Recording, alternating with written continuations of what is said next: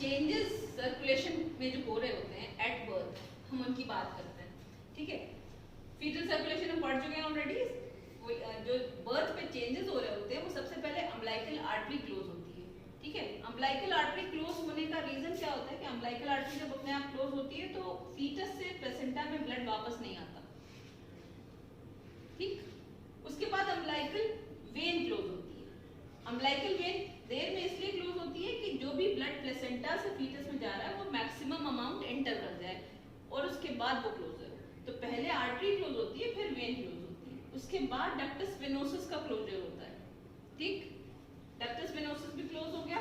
तो अब ये सारा जो कंटेंट प्लेसेंटा और लोअर पार्ट ऑफ बॉडी से एंटर हो रहा था वो सब यहाँ अभी नहीं होगा, ठीक। लास्ट में डक्टस आर्टेरियोसस का क्लोजर होता है।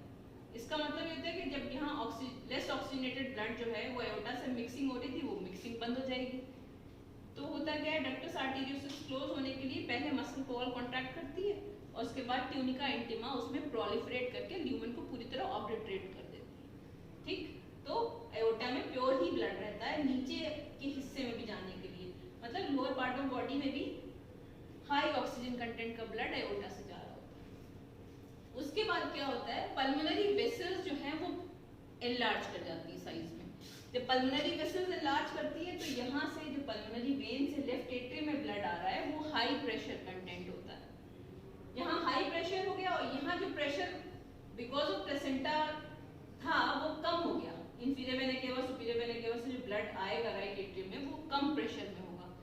यहाँ ज्यादा प्रेशर है, यहाँ कम प्रेशर है, तो क्या होगा, सेप्टम सेकेंडम और सेप्टम प्राइमम अप्रोक्सीमेट कर जाएंगे और जो फोरामेन ओवेल ऐसे था, मतलब इस तरह से था जहाँ से ब्लड पास हो रहा था राइट एट्रियम से लेफ्ट एट्रियम में, वो क्लोजर हो जाएगा। जब क्लोजर हो जाएगा तो पार्टीशनिंग कंप्लीट हो जाएगी, ठीक। तो अब जो है कोई मिक्सिंग नहीं होगी इम्प्योर और प्योर ब्लड की।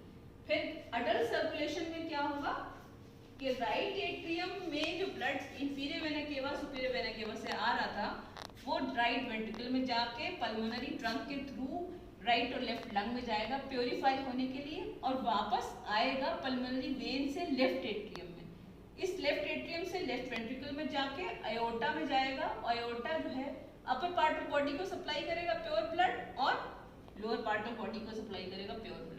So this is how the changes in circulation take place at birth, causing it to convert into adult circulation. Thank you.